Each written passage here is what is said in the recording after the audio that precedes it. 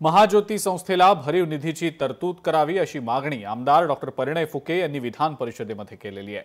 अनुसूचित जाती जमातीसाठी बार्टी, मराठा समाजासाठी सारथी, आदिवासी समाजासाठी टीआरटीआय तसंच ओबीसींसाठी महाज्योती अशा विविध संस्था कार्यरत आहेत।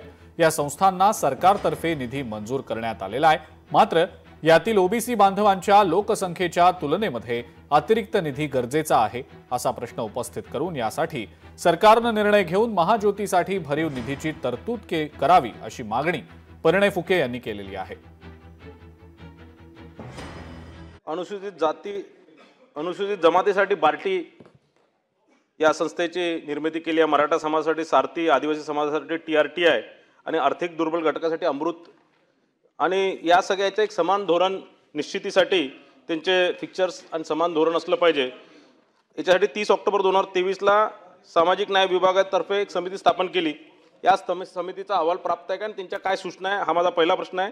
दुसरा, वरील तिन्ही चारही संस्थांना 300 कोटी रुपयाचा निधी देण्याच्या संदर्भात शासनाने निर्णय घेतला आहे, पण त्या प्रमाणात त्या प्रत्येक समुदायाच्या लोकसंख्येशी हे सुसंगत नाही आहे आणि ओबीसी समाज किंवा ओबीसी, व्हीजीएनटी, एसबीसी हे सगळे जवळपास 65% आहे आणि या समाजासाठी असणारी जी महाज्योती संस्था हिला फक्त 300 कोटी रुपये दिले आहे। हा या समाजावर अन्याय आहे।